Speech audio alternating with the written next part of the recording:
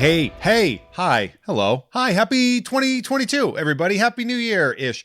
It's me, Jeff May, and I have cool friends. You saw the title. Welcome to another glorious episode of Jeff Has Cool Friends. I am Jeff, and again, I have cool friends, and I have a very interesting cool friend to bring to you to start out 2022. One of my favorite people on the planet. I think many of you know that for a fact. Comedian and actor and personality and a verified Twitter user. Valerie Tosi. Valerie, hi.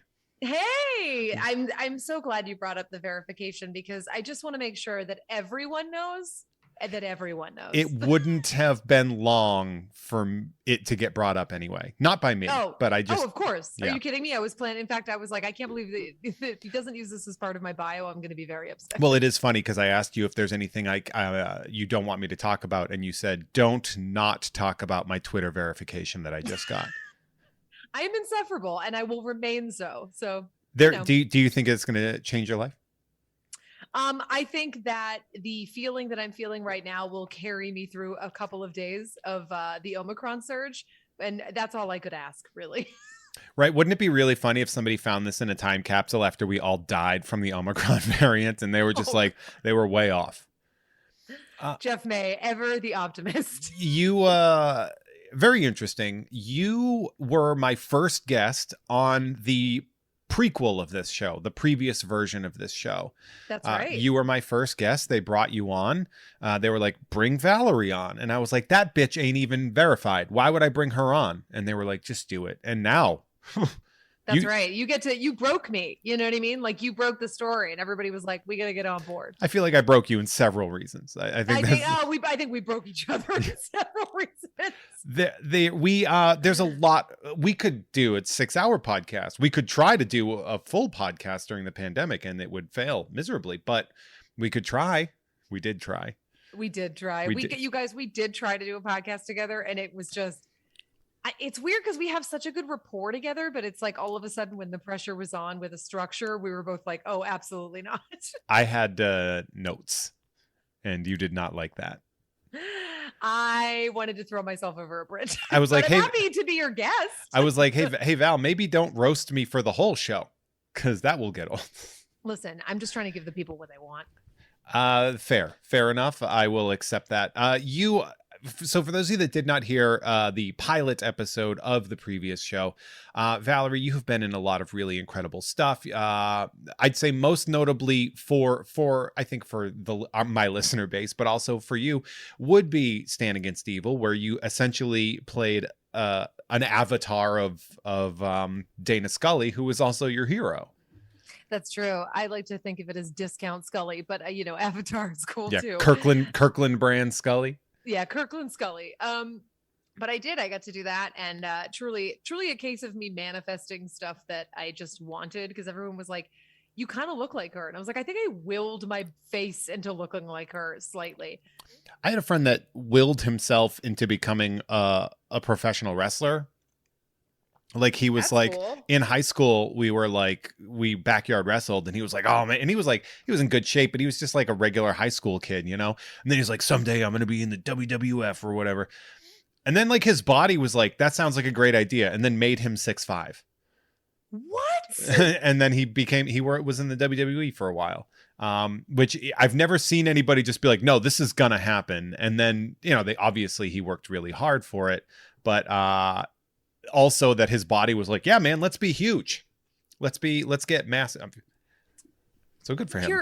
I'm curious, is height a disadvantage or an advantage when it comes to wrestling? Well, you want to be as big seeming as possible. It's not like it's not like the Olympics where, right. Like it really does come down to like, they want you to essentially be a superhero. Intimidation tactics. I get it. Yeah. That's why, like the Undertaker, these guys, Andre the Giant, like I'd say he got pretty famous for being, a giant. Yeah. But yeah, so there's that. I don't think I really had the commitment to learn wrestling at the time I was interested in it. No. I think you found a nice balance of fighting with your fists and fighting with your words. It's a good. I'm slightly above average at both. I think that's the best way to put it. It's like you're fine at both. Yeah, you just coast. You coasted both, and that's cool. Yeah. It's like you fought in the Golden Gloves. How'd you do? It's like, well, I did fight in the Golden Gloves. I'm like, yeah, but how'd you do? I broke my nose. I broke my nose on a Puerto Rican's fist. It's fine. Oh God! You know what's funny? And you saying it sounds racist.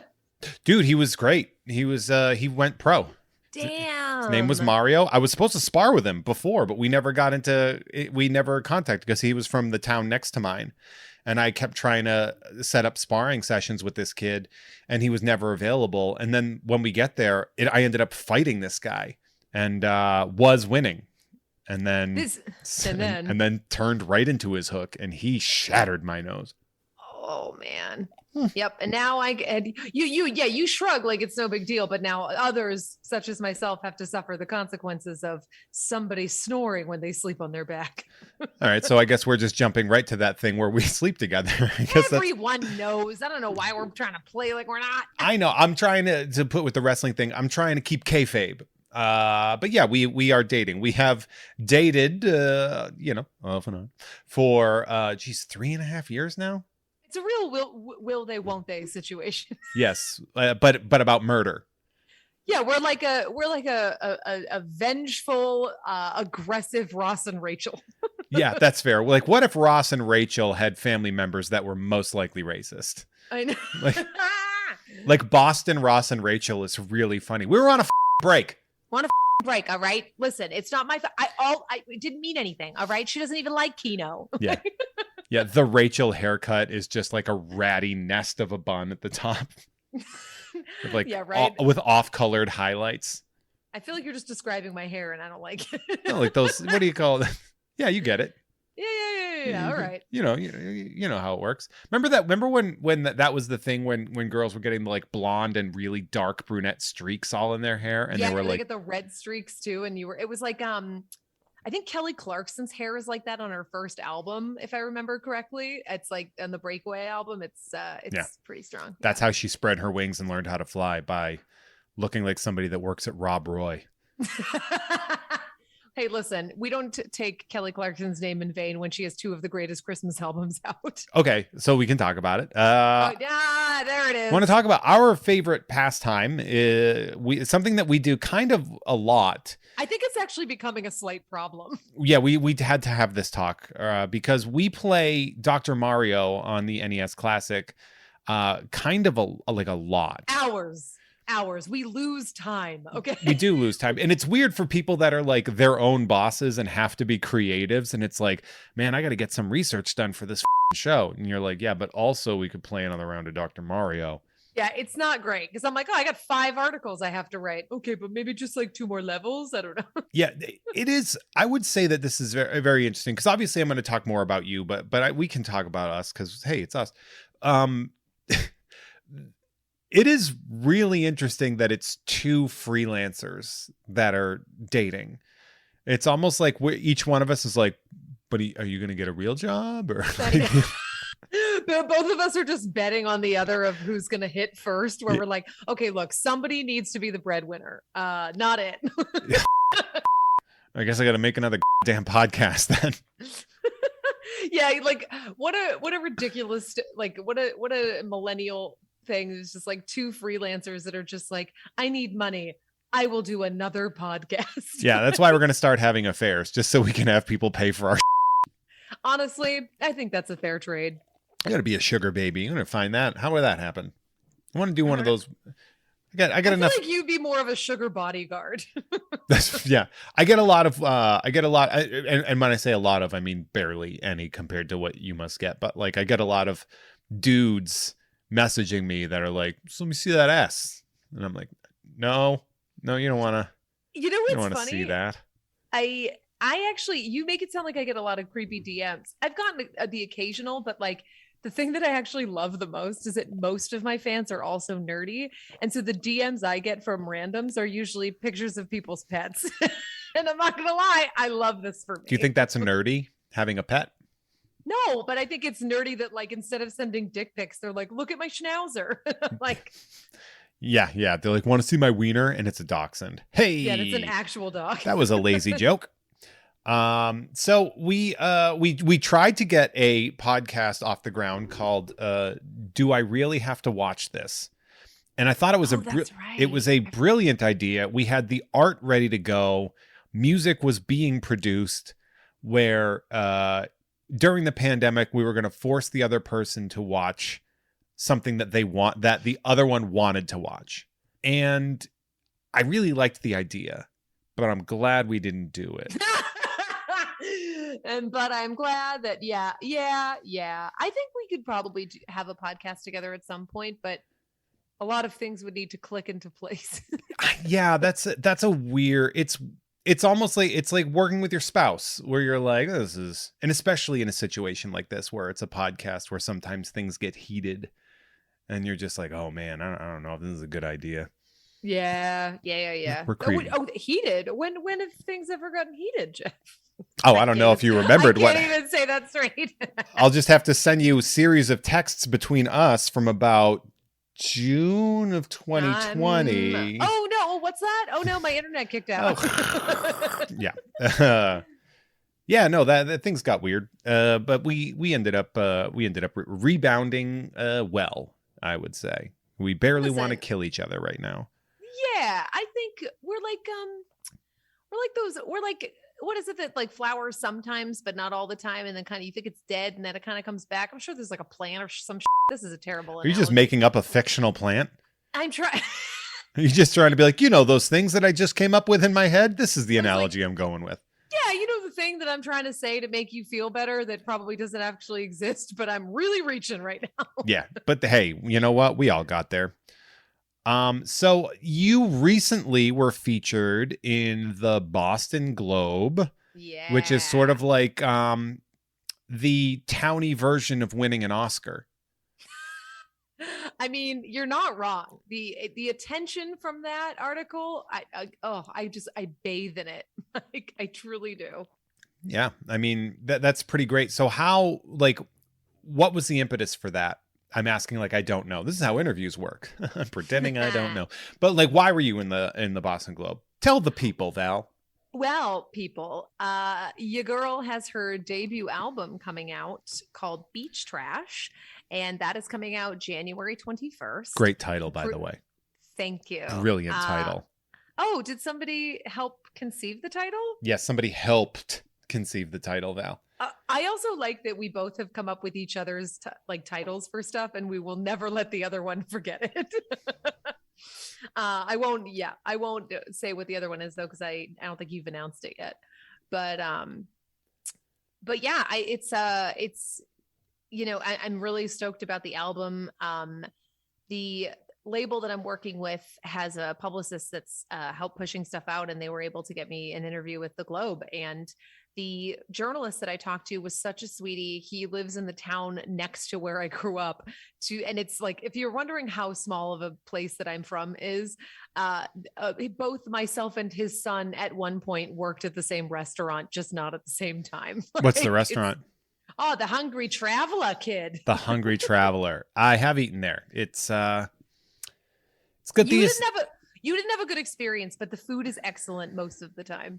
It has that very sort of like New England, like it seems like a place that would have a salad bar.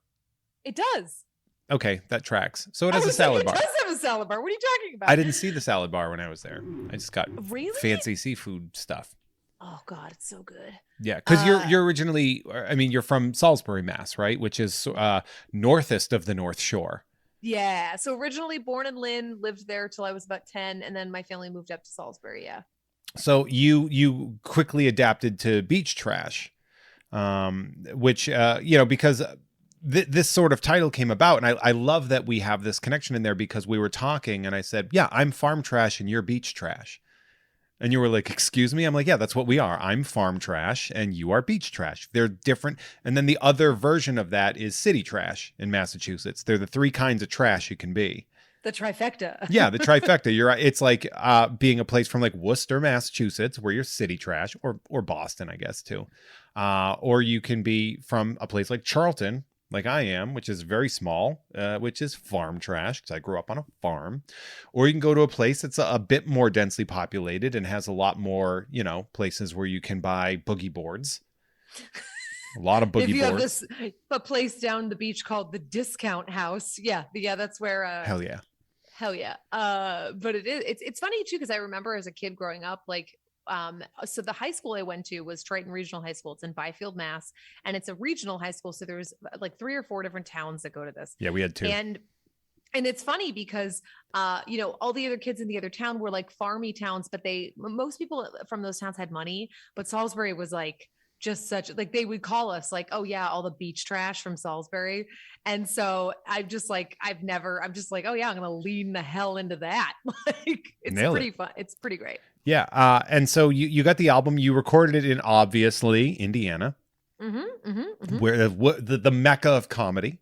Oh, yeah, of course. But I mean, the Comedy Attic is, but Indiana, you're right. Probably no one would think that anybody would do anything there other than vote for a Republican. I feel like it would be a good spot to record a comedy album because nothing good happens there. So when something good does happen there, they can react well. Oh yeah, put them on the map. Valerie, I put Indiana on the map. I did things for Indiana. No one could. You, Peyton Manning. Well, it's funny because everyone asks me why I didn't record in Boston because they're like, why wouldn't you do your album where you're from? And I'm like, because I don't want my family to ruin it. That's why. Your mother has heckled me twice. Oh, yeah, my whole family. And I will add that your mother has seen me perform twice. Yeah, this is accurate. I mean, everybody in my family, because they love the attention. They think that they're helping. And you're like, we're not on the phone. There's an audience right now. Yeah. No. This is what you're watching TV. Don't scream at the screen here. This isn't. Yeah. That's not good for anybody. Yeah. So I mean that was that. I know that's the good joke. Is that really the reason why, or was it more just like, well, this place just seemed like a better place to record it?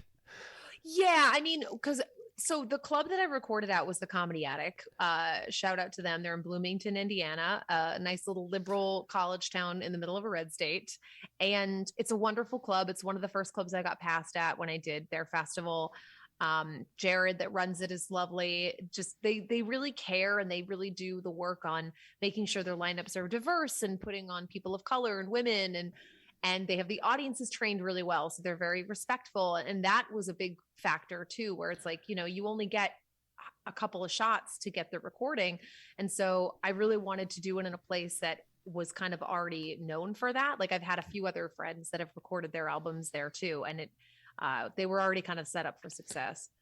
Did I ever tell you where I want to record my album? I don't know if you did.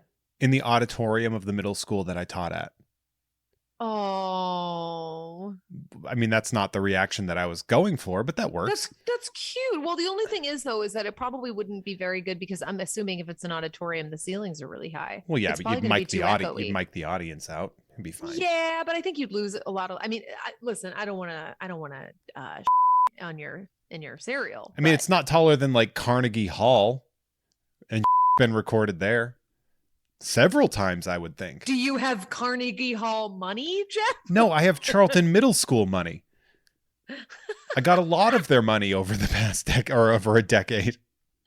That's fair. That would be so cute, though, if you did it there. Oh, you should call your first album like Mr. May or something like that. The name that I wanted was Undercover Bully.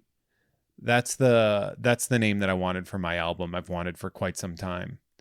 We'll see if that holds up. You're looking at me like that's not a good name. Well, no, because it's not like you don't look undercover. You just look like a bully. Fair. But I'm wearing a Zelda shirt. Is that your terrible disguise? It is, man. I look like such a bastard. I can't help it. I wish there was a way I could not do that. I actually did a post about that today, about how I have resting bastard face. You really do. And I'm trying to think of like how you could like, how can we rebrand you to look a little more welcoming and friendly and safe? I can't, because when I smile, people are like, what the f is this up to? Like there's no middle ground. I just look like a bastard with a plan. Yeah, you're just like, as you're checking off a list, like Ira Stark, you're just going down. You're like, Yeah, I coming can't. for you. I haven't found a way to make myself seem likable visibly. Where I mean, maybe if I got heavier again, that would work. That makes me seem jolly. Yeah, I think if you were like, yeah, there's something about that like takes away the kind of aggression a little bit when you're a little more rotund. It literally softens up your look. It really does. I mean, because like now you just look like a bro, and so it's like nobody believes. Like, people don't immediately believe me when I'm like, no, you don't understand. I grew up very heavy, and that's why I am the way I am. And then everyone's like, yeah, but you're an looking guy. And I'm like, yeah, but you don't understand. Hey, it took me a long time to carve out this face. I have a mean guy face. I don't want that. I feel like I'm very affable. I'm very, very likable. Then maybe that should be one of your shirts. Is it literally just a t-shirt that says, I swear I'm friendlier than I look. Right? That's not a bad idea. Although sometimes I don't think I am. I think the pandemic really made me less friendly to certain groups of people. Well, I think it made all of us that way because none of us want to go near anybody now. You know, it's like already I didn't like people being on top of me. And now even so, it's just like, oh, and now it could kill me. Okay. Yeah, but now I'm at the point where, like, before I would see somebody, if they're like, I'm a Trump supporter, I'd be like, man, this guy's a jerk. And now I'm just like, hey, you face, and then keep going. And then that somehow gets you let go from your job. I don't know what you're talking about. Oh, no idea. No idea. All good. All good. We're recording this on January 6th, the anniversary of the hilariously failed coup. And some of my tweets got me into trouble on that. Because you were at the insurrection, right? Yeah, some of my tweets. I was like, we need to fix this. Let me tell you, I've had one hell of a 24-hour period from when we're recording. Because last night I got a DM from somebody saying, oh God, this is so funny. It was like, hey, just so you know, I didn't know you were friends with Ghislaine Maxwell. And I was like, I'm sorry. I absolutely am. Not only am I not friends with her, I don't think we've ever been in the same zip code together. And he was like, well, on an episode of, on the episode that just dropped of Worst Year Ever, Robert Evans said that you were friends with her and that you told him that. And so I was like, oh, well, that's a problem. And I went and listened to it, and like right away, first minute and a half, it comes up. And I had to message Robert and Katie and Cody. Great show, by the way, great comedians, great friends, good people. And I was like, hey guys, why did you say that? And then Robert's like, oh my God. I meant to say this person, and your name popped in my head. And he's like, I'm so sorry. And it was this thing, but like, it was a very quick, like, they took it down. He put an edit in there where he was apologizing for it. But I still have gotten DMs from people being like, you're a child molester. And you're like, that has nothing to do with anything. Somebody sent me a message on Instagram that I straight up deleted and didn't reply to. That was just like, no matter how many children you molest, you'll still be old. And I'm like, okay, well, first and foremost, I may not have molested any children, but I will always be old. You don't have to tell me I'm old. I know I'm old. My knees tell me I'm old every day. But it's wild because it was up for maybe a half an hour. That's so crazy. And that's such an interesting, like, look into the podcasting world too, because there are so many times where I've done podcasts where I'm like, oh, it doesn't matter what I say. No one's gonna hear this. No one's gonna whatever. And it's like, no, people are listening. That was a weirdly unhinged message to get, where I was just like, man, that is. Yeah. Because I'm like, oh, am I going to get killed now? I mean, probably not. And obviously, I'm not mad about it at all, because I get it. Like, not only is my am I glad I'm popping up in people's thoughts, but at the same time, my last name is very easy, and it's a verb, and it's like there's a lot of ways my name can sneak into. But it's very funny because the other people on the podcast were like, wait, are we just glossing over the fact that Jeff May knows Ghislaine Maxwell? I was like, oh yeah, I met her from a bunch of Hollywood parties. And it all tracks if you don't know that he was talking about somebody else that works in Hollywood that was a much more accomplished TV writer and producer that was going to these parties, like I still do live in Hollywood. Like I think what I'm taking away and what we should all take away from this conversation is that it's time to retire the name Jeff. There's so few good Jeffs out there. I think it's time. I mean, I like the name that my parents up when I was born. That is still one of my favorite things ever. Yeah. I don't know if I've mentioned it on this pod, but I'll bring that up right now. My parents spelled my name wrong on my 2 legal birth information. My birth certificate and my social security card are both spelled differently. And I always thought that, because my mom always told me, I love my mom, but nobody's ever going to accuse her of being too smart about spelling. My mom is brilliant in many ways, spelling not one of them. But my family also does not ever admit mistakes. I'm the first chain breaker in my whole bloodline that when I up, I go, oh man, I up. My bad. Do you? Yes, you've experienced that. I don't recall this at all. This bit is lazy. I know. No, but like my mom, I was always like, how come my name is spelled differently than all the other Jeffreys I know? I asked my mom that when I was young, and she's like, well, we wanted it to be unique, and we thought that Jeffrey was a better version of the name. And then like a long time later, but like much more recently, my aunt goes, no, that's not what happened. Your parents were just dumb and they didn't know how to spell your name. I mean, I'm paraphrasing.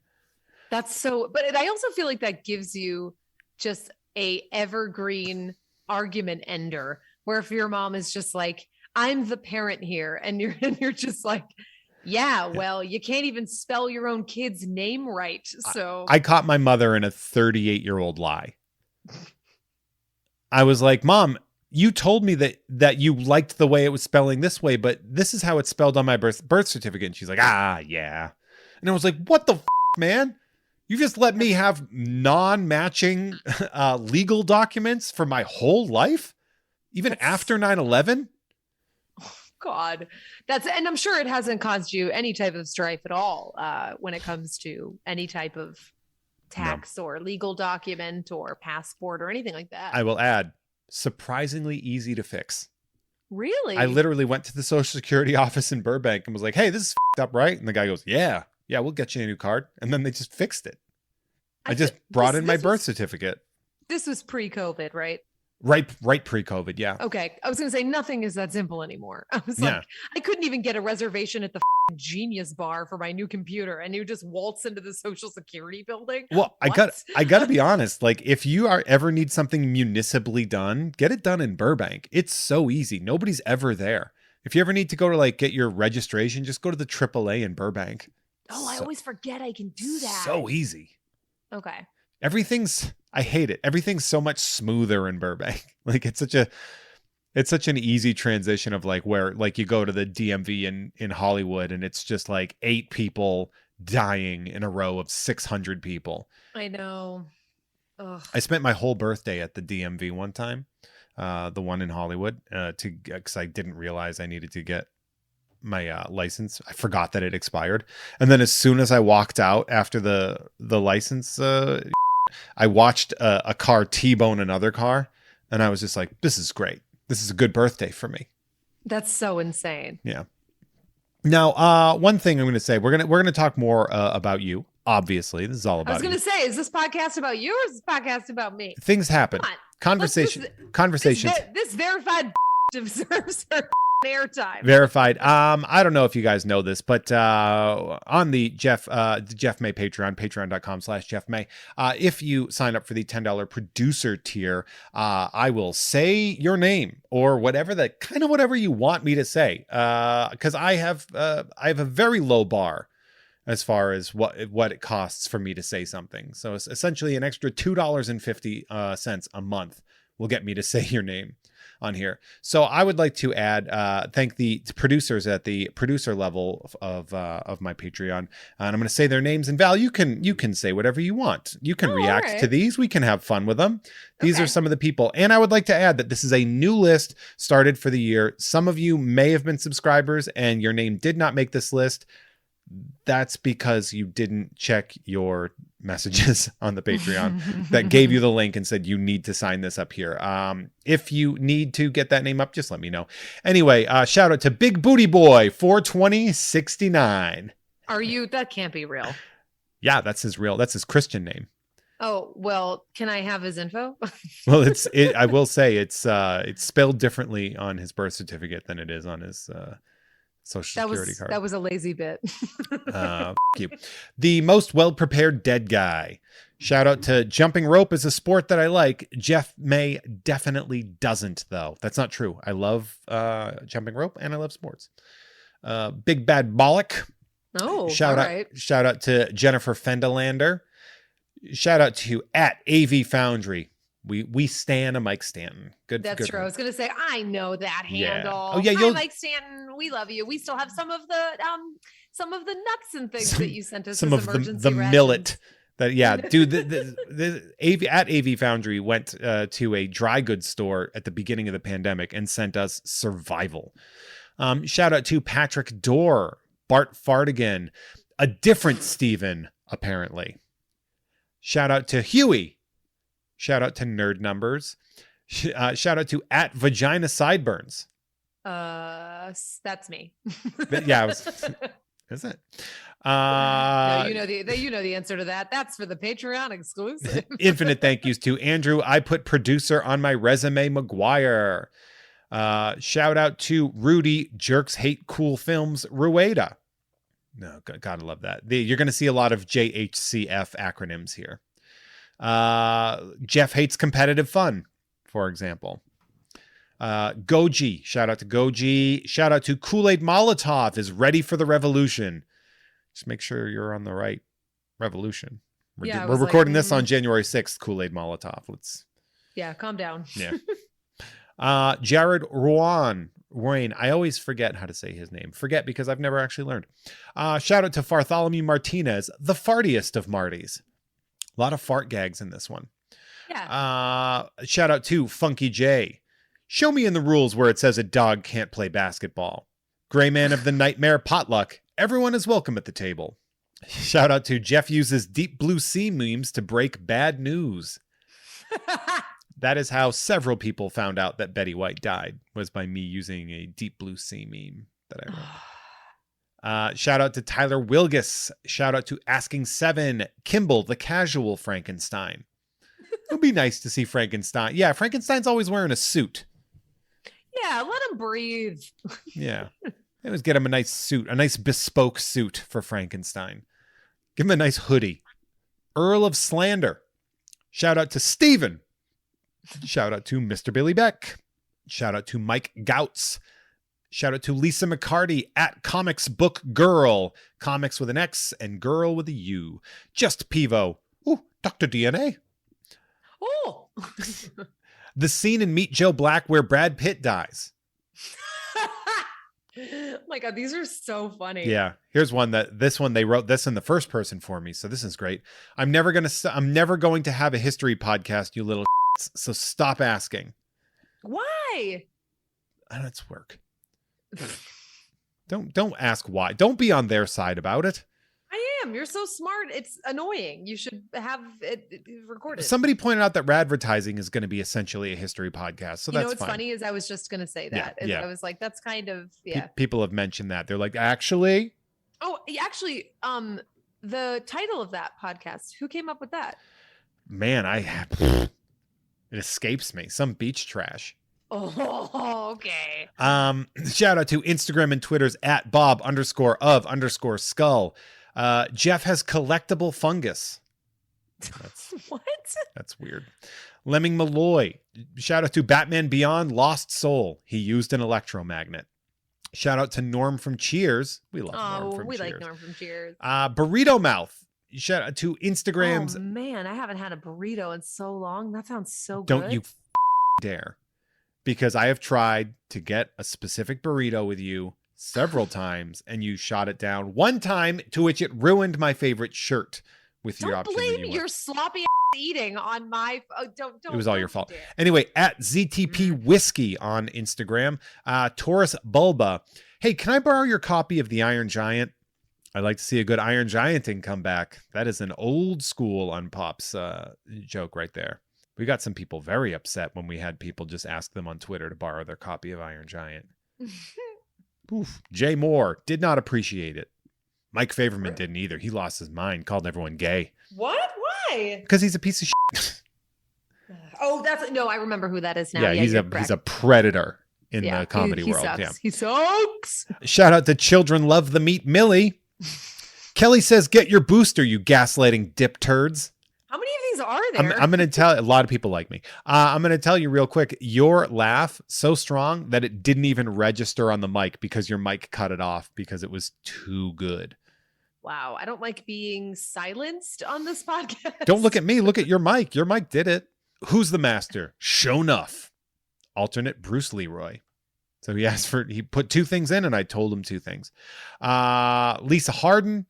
Shout out to Lisa Harden. Lisa Harden likes to get me drunk and I love her for it. Lisa Harden is my co-producer on Mint on Card and one of my best friends on the planet.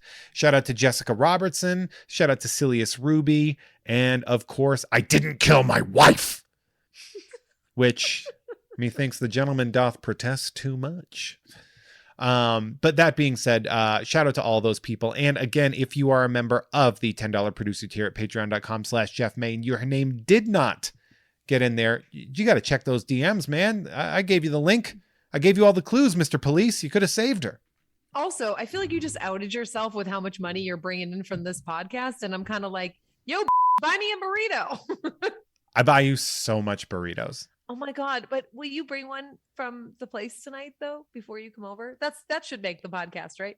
It absolutely will. I will contact my producer and be like, make sure you leave in the burrito request. And follow up to that. No, I will not do that because it'll be cold by the time I get there and you don't want to reheat that burrito. Why such cruelty? Why? I'm a bad person. You think I wouldn't put a damn surf and turf burrito in the oven in my tiny little what's it called? Toaster oven, Val? That's the thing. Yeah. You want a toaster oven, a burrito? Because that's what I like. It has degrees on it like a regular oven. I got to be honest. You know what I love? A nice crispy burrito shell. It's so good. No, I'm lying. I like a soft burrito. You would. I do. It's funny, yeah, because we're talking about, there's a burrito called the Surf and Turf Burrito at a place called Cilantro Mexican Grill. It is in a gas station off of the highway. It sure is. I tried for about 8 months to get you to get one, and you kept refusing. Did we talk about this on the first pod? I don't remember. We may have. I don't care. I'm bringing it back up. As a reminder that you need to trust me more. This is just me working some out on this podcast. That's why I invited you on here. I can see that. But that being said, of course, it's a great burrito. If you ever get a chance and you're in Los Angeles, make that little trip down to Van Nuys / North Hollywood and get yourself a Cilantro Mexican Grill surf. Yeah, I'm not kidding. It's like the best burrito I've ever had in my life. It's so good. Speaking of Van Nuys, I've created several addictions for you in our relationship, specifically the most hardcore one. I mean, you say created, but I already had that addiction. We just weren't doing it together yet because we didn't know each other.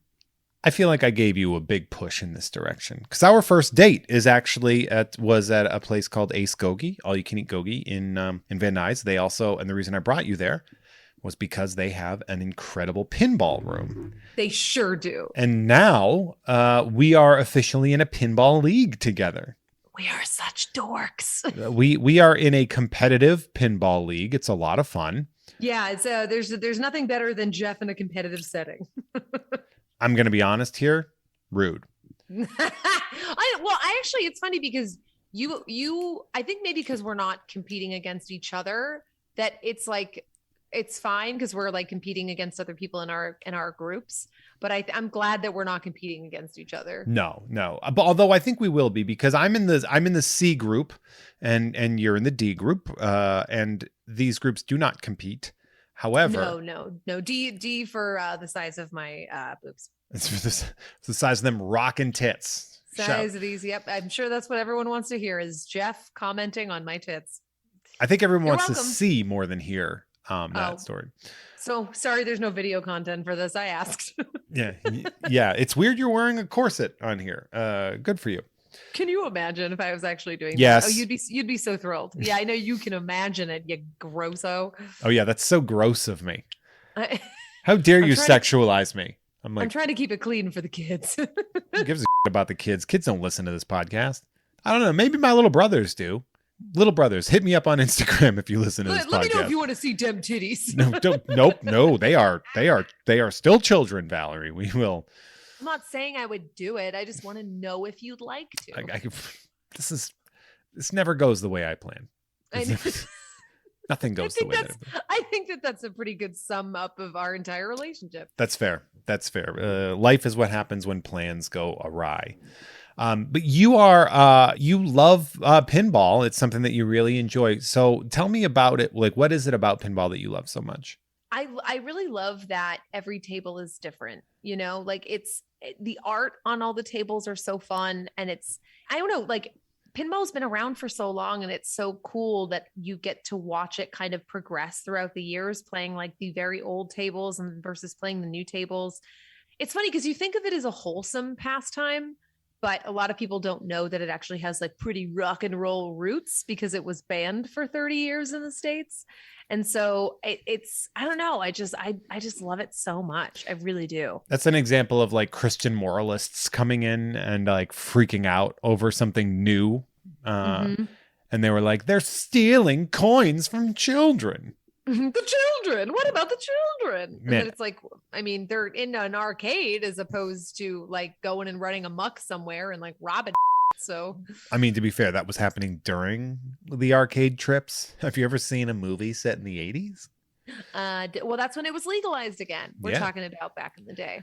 Yeah. What are your favorite pinball tables? Like if you could tell people like 3 pinball tables that they had to play, what would they be? Let's see. I mean, there's the classic Attack from Mars. I love that table. Yeah. It's the Medieval Madness's sister table. Yeah, that table's so fun. And I think it's I don't know, it's always fun and kitschy. And I think it's a good table for people that are new too. It's funny that you love that table so much because I don't like it. I think I love it too because of the like terrible accents that they have on, like for the voices when it's like Sacre bleu. Yeah, like, Eiffel Tower. Yeah. You'll never take blah blah blah blah. Like it's so I don't even know what accent that is or what country. It's just like it's very fun. But I also love, I mean, I love alien, so like that's probably a big part of it too. You sure do. And I like the little like Martians that are on there that are just like like the whole time when they're like shaking. It's so fun. So you got Mars Attacks. Give me a couple others. Okay, Mars Attack. I love Theater of Magic. That one is a really cool table that I feel like you don't see as often. I like the Jurassic Park table a lot, both the original and the newly updated one. Although the newly updated one, the voices are dog on it. They're so bad. But it's very fun to shoot that ball in the T-Rex's mouth. And let's see, I'm trying to remember the other ones that we've been playing that we've really been digging. Yeah, there's been a lot of me trying to convince you not to buy a pinball table. I want one so bad. I get it. All the other kids have one. Yeah, but all the other kids have houses. No, usually. A lot of the people that we play pinball with have apartments. You can't use that as an excuse. That's fair. But also, you know what the other people have though? $7,000. See, this is it. Okay, Jeff, why don't we start a tier of your podcast where people in the Patreon can donate to the pinball fund and they can fund us getting a pinball table. I'll tell you what, Val, I will put this down and cement it that if this Patreon ever hits $7,000 a month that I'm pulling in, I will absolutely use my 1 month salary to buy a pinball table. Wait, really? Yep. You guys heard that, right? Like you all need to just start throwing money at this. Make our dreams come true. I'll do it. I will do it. Here's the question though, is what table would we get? Because we both have differing opinions on tables that we should have. I mean, optimally, I would like to have maybe Medieval Madness. That I would be down for that. That's always a good table. Medieval Madness is great. I would. There's a. I mean, I obviously want the Super Mario Kingdom one because I just really love that game. But that's a hard one to find. Any of those ones from the 90s, right before the sort of bust, it's not easy to get through those. But I could probably. I mean, there's some new ones I'd like. I would like Batman 66, obviously. My thing with that is I like that table, but I feel like it's the table that I see the most frequently. So I feel like it would be kind of a waste. Or it would be kind of affordable because they made a lot of them. But on top of that, I don't think that would be a waste because it's really like it has so many different versions of play because there's different games. Like it has so many different games to play. There's a lot of options in that game. Yeah. But I really love that. But who knows? I mean, there's lots of stuff out there. There's a new Godzilla game that's really fun. Yeah, I love that Godzilla game. It's really fun. The Halloween table's fun too. I don't like that. I don't like Really? the Halloween table. No, I don't like it. But we'd figure it out. But I feel like a cute one for us to get would be the Star Wars table because that's one of the first ones that we played together. Like when we would go to the Snug and they only have one pinball table and we would play that. I would do that Star Wars table. Yeah. It's not necessarily my favorite pinball game, but it means it's got so much sentimental value. I gotta be honest, I would take any pinball table. Somebody could drop off pretty much anything as long as it's not one of the like. Man, those like 70s tables, the ones before they got good. I mean, I would still take it honestly because I would still like play and kind of get better at some of those older ones, but. Although I typically, it's weird. It's like, I don't like the older tables as much as the newer ones, but I tend to beat more people on the older ones. And I'm like, I hate this. Same. I end up usually getting at least second place when I'm playing those older games in our tournaments. But at the same time, I'm like, but I hate this. I know. It's so weird. Like, I'm like, man, I'm playing this ball a lot and it sucks. It must feel like when you're at a job that you hate, that you make too much money to quit. Like that's literally what it feels like. There are 2 Pirates of the Caribbean games that I like a lot too. Pirates of the Caribbean has a couple of really good ones. I'm trying to remember. Oh yeah, we used to play that one at Ace Gogi because that's the one that would take our photos a lot. Yeah. I like that they have that they push a lot of like we're taking your photo now, and I'm like, I didn't consent to this. Well, it's also like, give me a chance to pose. Like, otherwise it's just me staring down at the table. It's like, come on. Also, I don't know if you guys knew this, but a lot of pinball people don't like being on the grid. Pinball isn't a hobby for the people that are like, I need to be seen. I also really love the like 90s tables. Like obviously the X-Files is one of my favorites. The table, I know people are like, it's a game, but I just love it anyway. For nostalgia's sake. I love that. And I also, when the one time I got to play it, I really love the Twister table. Twister's really fun. There's a lot like, so in the 80s, there was like, there was Madhouse or Funhouse. There was Twister. There was, I think it's like Dr. Rad or something like that. There's a lot of really weird, fun games. Twister's a blast because it has that spinning mechanism on it. Yeah, it's a lot of fun. This has become a pinball podcast at this point in time. Honestly, that would be cool. Maybe that's what we could do. A pinball podcast? Yeah. I thought we said we weren't going to do a podcast. But maybe we found our thing. Maybe this is something we could talk about where we don't want to kill each other. I think we still want to kill each other. Okay, but not as much. You have some very specific nerd pockets of things that you love. So what are your fandom? Like explain those fandoms. Like what are your favorite things in your collection? Okay, so I have a lot of X-Files stuff, as a surprise to no one. I have a lot of it through both my self-procuring things and then a lot of things that certain other people on this podcast have gifted me, which I love, but it gets to a point where I'm like, okay, we need to calm down on this because I now have a cabinet full of things and it's I'm running out of space. I'm trying to think if I have like one specific favorite of the X-Files stuff. I have a lot. The thing that's like adjacent to that I love that I actually have is when I played Agent Nesbitt on Stand Against Evil, the Scully knockoff, we had badges with IDs, like the FBI badges that were supposed to mimic the ones from the X-Files.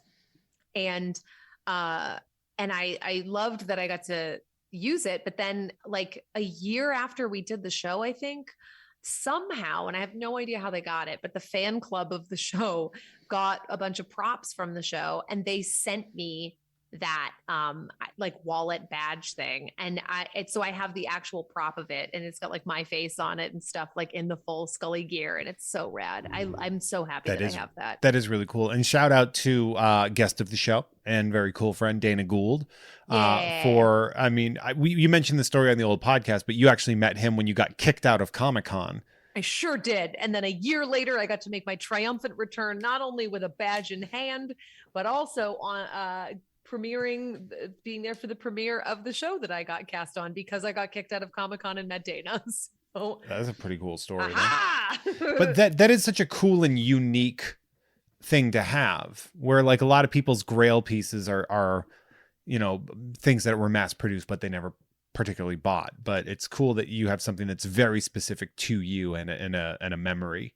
Yeah, I'm really happy about that. And then I mean, I have so much stuff, like a couple That's cute. yeah, I know, as you stood in front of like your trove. I also have a lot. I love old games from when I grew up, so I have a bunch of old board games that I love, that another person on this podcast was also very kind to help me find. Let me tell you how hard it was to find Dream Phone working. No, it was Mall Madness. It was hard for you to find. No, because Mall Madness is fixed. We refurbed it. Like I personally didn't repair it, but I worked with somebody to repair Mall Madness. But finding Dream Phone, I found it and it was working, and that was very hard to find. Yeah, I'm so stoked. I have both of those. I have Dream Phone, I have Ball Madness, I have Girl Talk. This is a really obscure one, but I grew up with it and I was obsessed with it, and it's in full, like, complete condition. I have Tales of the Crystals. I don't know if anybody, I was an early adapter of being a crystal. Yeah, right. Now Tales of the Crystals is something that MLM people get into. Oh God, right. But I love those. And there was a game that I saw, I think it was passing in a page I follow on Instagram, but they posted that they, I don't think I ever played it, but now I really want it. There's a Sweet Valley High board game that I didn't know about. And I was like, I would like this, please. I mean, that seems pretty great. Did you read Sweet Valley High when you were a kid? I did. Yeah. I read all those types of books. Like, I was a huge Babysitter's I was Club going to ask, nerd. were you a boxcar children lady? I did. I read that too. I read so much when I was a kid because I had no friends. And so, fair. I remember, I don't know if I've ever told you the story, but I remember when I was in 4th grade, we had a thing called All-Star Readers. And it's crazy what you remember. Oh, like all the, was it like the contest of how many books you could read? Kind of. So what we did was we had everybody in the class had a paper baseball with their name on it. And it was like, remember when back in the day when teachers would have the bulletin boards and they do like the dumb that was on it with like the little frilly edges and stuff. But so we all had a baseball with our name. And every time that we read a book and did like a quick, like 1-page kind of book report on it, we would get a gold star onto our baseball. Oh. And I read over 50 books and did 50 reports and had 2 baseballs because, like I said, I had no friends. I was very nerdy, and I was going to a private school at the time where we had no money growing up. It was like the one thing that my parents had to pay for because where we lived was so dangerous, and they were too scared to send me to public school. And so they sent me there, and I hated it because all the rich kids were mean, but yeah. And then I begged to go to public school. I won that argument because my dad was like, if you're willing to risk it, I am tired of spending this money. Sometimes for those reading contests, I would lie and still get credit. Because you're too smart for your own good. I was just like, I don't have time to do this. I got rocks to throw at cars. What the f***? Come on, I don't have time to read a book. I've got woods porn to find.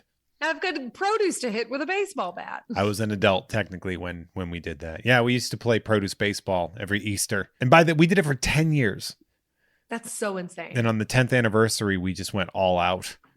And we would just go to the night before, we'd go to the grocery store and buy a ton of, and then we would play pitch and hit with it the next day. God, I Oh, want so to do good. that. That's so fun. It was so fun. It was nasty. And people would like cuss. I remember somebody like they had a jug of milk that they kept since January 1st and to hit on Easter. And let me tell you, so gross. it was not good. It was a bad situation when that thing went. That's so nasty. It was really funny. Yeah. There was one, I think it's like weird the shit that would be like that you wouldn't expect to be a problem. I remember I hit a bag of dried lentils one time and it was like a claymore mine. It just sent shrapnel at everybody. That's great. It's funny the stuff that you do, like weird stuff, like a 2 liter of Coke. Someone would just underhand you a 2 liter of Coke and you'd swing and bash that. Oh, that was so fun. I'd be too afraid to hit stuff. I don't know if I would have the power needed behind the bat to be able to make some of that happen. To be fair, though, we also had stuff that was more like we'd throw you a grapefruit or something like that. So you could absolutely have something have an effect. Something tells me that you would be like, all right, Valerie, here you go. And just toss me a grape. You know what's fun? Like if it was your first ever at bat, you had to pick either a lemon or an onion. That was the rules.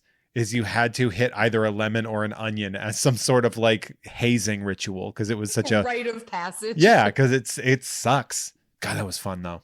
Yeah, we'd hit like, you'd smash a bottle of Hershey's chocolate syrup and just get chocolate syrup in your eyes or something. It was great. Really, real dumb dip in your 20s things. Yeah, it's so weird that you were called farm trash. It doesn't track. No, because we're bashing produce on the resurrection of Christ. Oh my God. My mom couldn't sell these at the market. So I got a barrel full of butternut squash we can hit. I'll never forget. We went shopping one time and we were like, hey, do you guys have any like rotten food that you're throwing out that we can just take? We feel guilty smashing all this fresh produce. And they're like, no, we can't do that because we're. And then my roommate at the time held up a bunch of plantains. You know what a plantain looks like when it's ripe. It looks like a rotting banana. Yeah. And he goes, hey, what about these busted bananas? You can't sell these. And then my brother just looked over and goes, and by that, he means these perfectly good plantains.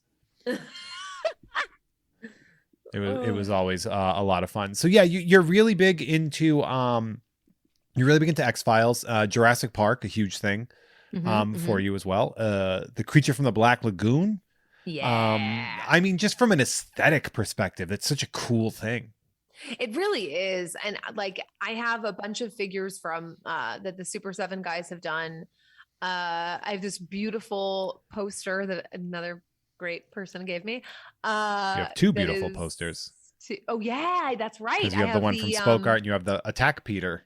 Yeah, that one, the Attack Peter one's over my bed and it's so cool. It's like a woodblock print and it's like so neat. And then the one what's the fancy title for the one that's in the living room? The one from Spoke Art Gallery. I honestly forget what the title is. It's so cool. The colors are awesome. Yeah, it's you have a lot of creature stuff to the point where you told me that I can't get you any more creature stuff.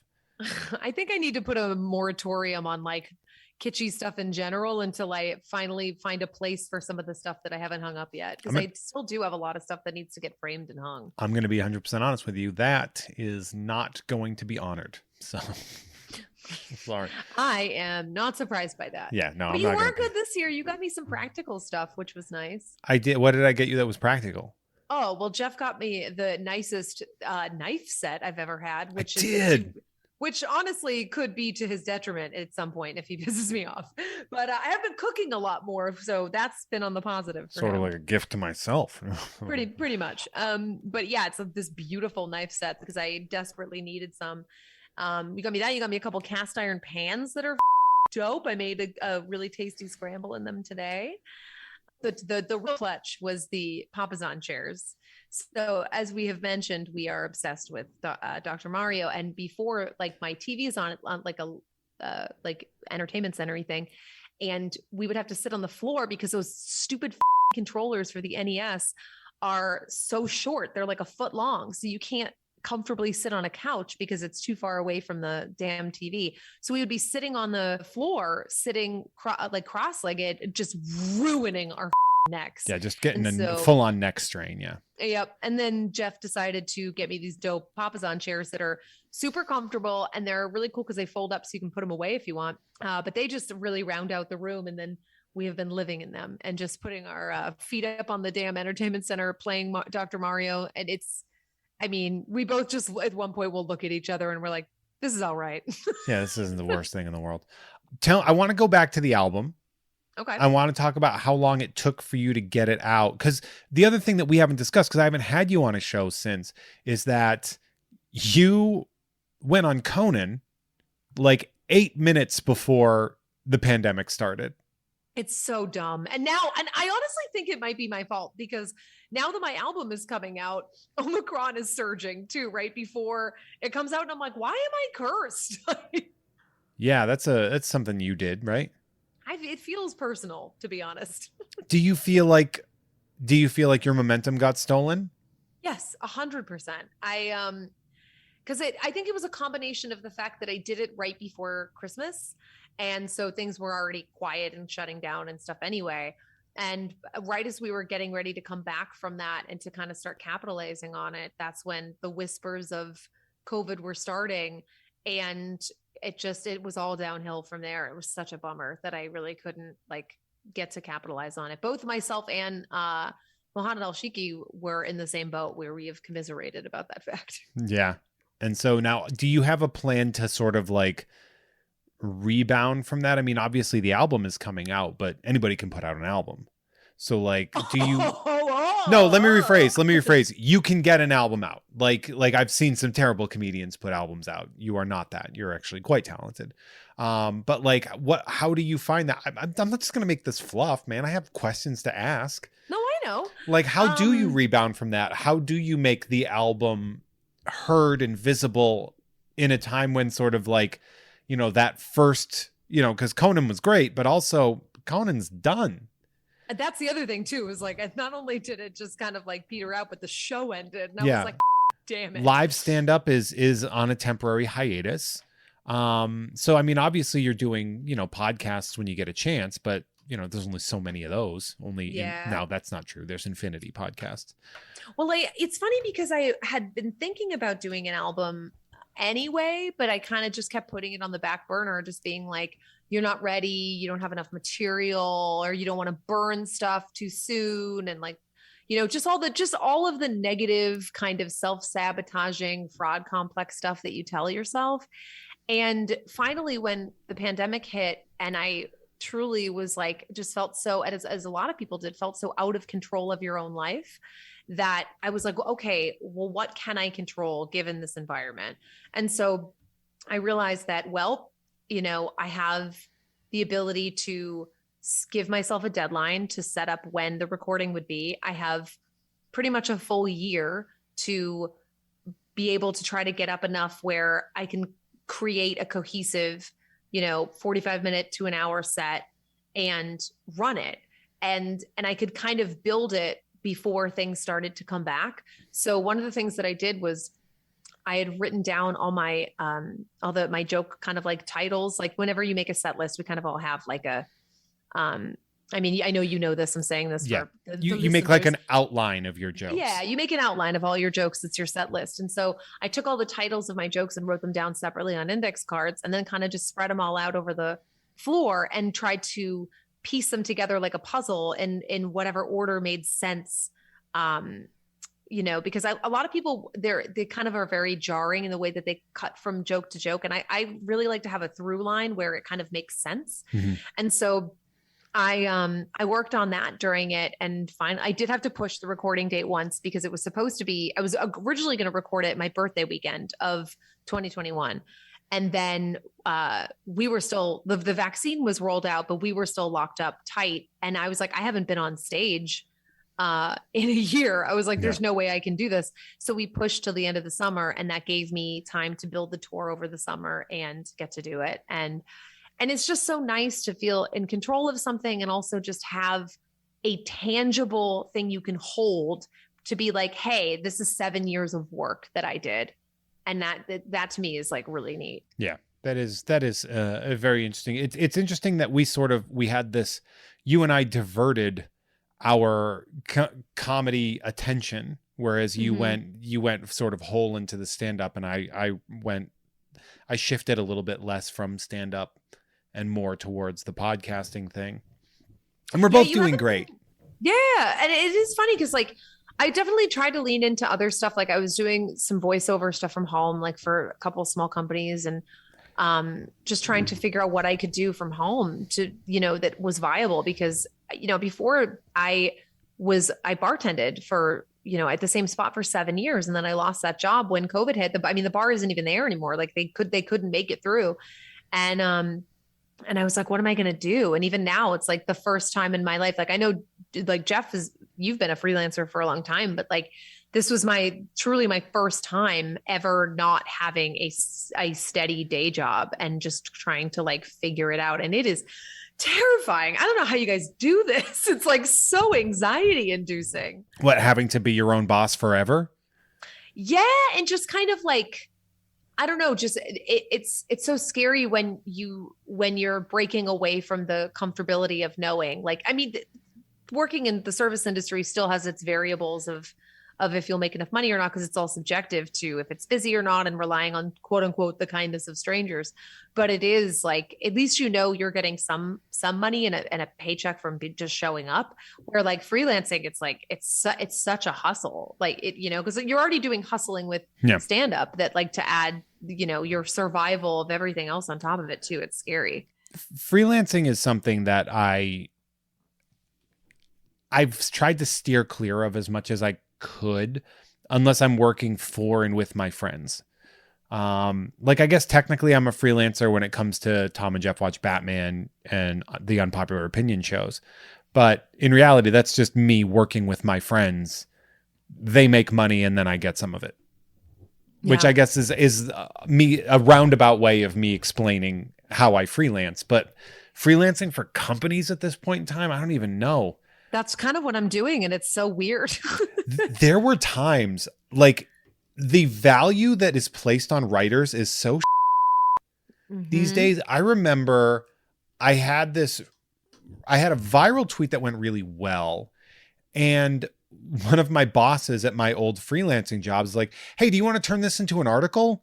Do you want to turn this into a blog post article? And I was like, maybe. And they're like, yeah, we'll give you $40 for it. And I was like, nope. I was like, you want to triple that? And then I'd consider it. It's because I think maybe I'm wrong, but I feel like it must have paid better longer ago because there wasn't as many outlets and things. But now, because there's just, it's like it's turn and burn with how much content that they want. They just want content clicks. Like, and it's crazy how little, but they don't want to places pay will for pay. it. That's what I mean, is it's so crazy how little they pay because they're not making money necessarily off of their writers. They're making money off the ad revenue. Yeah. And so it's such a bummer.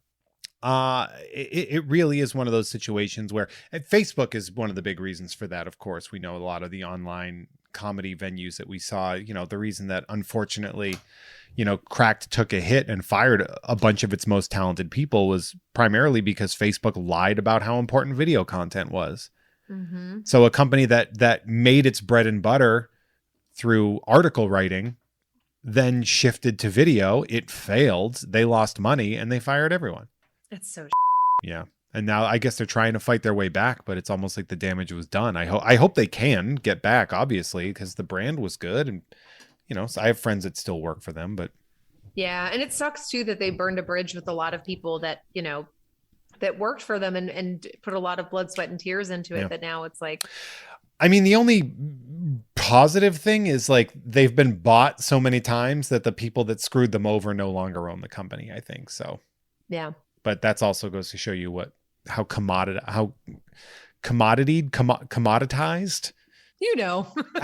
I don't know words. I was going to say now, I know obviously we got to get going. We got some Patreon exclusive content coming your way soon. Right. And you have burritos to pick up. I sure am not going to do that. But but I will say now, what do you have? I mean, obviously in a pandemic, with the variant currently, the Omicron variant sort of scouring the nation, and there's not a lot to promote. But like, what do you have post-pandemic plans for sort of like, what do you got for touring or performances, travel? Like, do you have that planned, or are you kind of staying safe? What's the deal? Yeah, I mean, I'm trying the last month I've hunkered down. I haven't done a live show. I think the last one I did actually was at Tom Berger's, and it was outside. That was December 15th. So I haven't performed in almost a month. And I do have a show on Monday. It's the show I run, which is That would have been yesterday. So there we go. Oh, okay. Sorry, I don't know when this is going to air. The show I did yesterday that went really well. So I have that coming up. I am going on the. This is a perfect time to be like, hey, you want to watch my cat while I'm gone? But I'm going to Texas at the end of the month. I'll be. I'm headlining at the Velveeta Room, and then in Austin, and then I'm headlining at the Riot in Houston for a night. So I have that. I have a couple of other stops too coming up. I'm going to be headlining Hideout Comedy in Boston in February. And I'm going to be back at the Savage Henry Comedy Club headlining at up in Humboldt / Eureka County. That's in March. I have a few, I'm forgetting what else is on my calendar, but that's kind of the stuff that comes to mind that I have coming up. And just, plugging the album. I have some sweet merch that'll be available soon. We have some really cool enamel pins and got some neat like stickers, and we're trying to figure out what to do for hard copies of the album. I wanted to do vinyl, but it's back ordered and backlogged so far because of COVID. It takes like a year to get vinyl pressed right now, which is bananas. Oh, put the order in now. I know. Well, that's what we're thinking, is maybe doing like a year anniversary edition of the vinyl. So that's probably what's going to end up happening. Classic. How can people follow your verified on social media? Because I know you are on social media. How do people find you? My handle is the same across the board. So you can just find me at Valerie _ Tosi, TOSI. I'm on there for Facebook, Twitter, Instagram. I have a TikTok. I haven't really used it. I'm old and tired, but I will, I swear to God, put up some videos on there. I need to be better about that. But yeah, come light stalk me. Don't do that. Follow her, but yeah. Listen, send me pet pics. I love that. Yes. Send her wiener pics. Dachshunds. Of the dogs. And we've got you. If you first and foremost, if you are listening, thank you so much. I appreciate your ears. And if you're listening on buy my album. buy Beach Trash. Oh, Val, when's it being released? January 21st. It is available for pre-order right now on Apple and I think Bandcamp. And then listen, you can stream it on Spotify, whatever, after, but like, don't do that. Don't do it. We make like no money. Go to Bandcamp. So, yeah, it's literally like $9.99. Or stream it on Spotify and then Venmo Valerie $9.99. Yeah, that's great. My Venmo handle is just at Valerie Tosi. So friends and family, because I heard the IRS is paying attention. Oh yeah, and also you could just like hit up my tip jar on Twitter. That's a thing. Oh yeah, I activated that for you. Congratulations. Thank you. I'm very excited. So yeah, that being said, if you are listening on the Patreon, then that album is released. If you're listening the day of, in 10 days.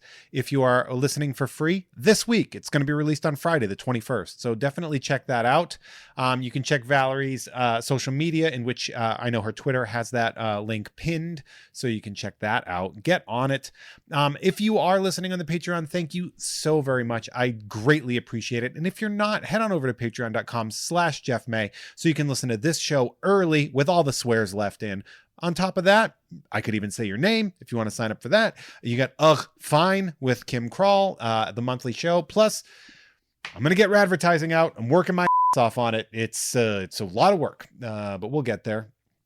So you can check those things out as well, and that will also be a Patreon exclusive. You can find me at Hey There Jeffro on Twitter and Instagram. On Facebook, who cares? I don't go on there, and I don't want you to find me there because that's my mom. My mom's there. Leave my mom alone. I don't want people knowing my mom. Thank you all so much. You can check out Tom and Jeff Watch Batman on the Gamefully Unemployed Network, as well as You Don't Even Like Sports and Unpopular Opinion, both on the Unpops Network.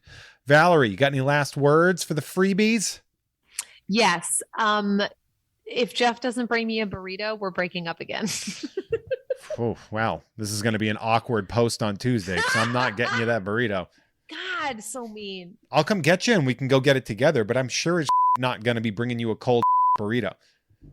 I'll think about it. Okay, there it is, the burrito thing. If you are a member of the Patreon, we'll see you in a couple seconds. Okay, bye.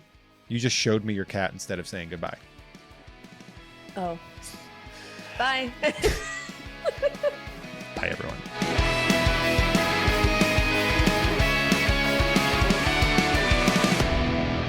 Hey, everyone. Our artwork is created by Justin T. Brown, who can be found at Artness by Justin Brown on Instagram, as well as artnessbyjustinbrown.com.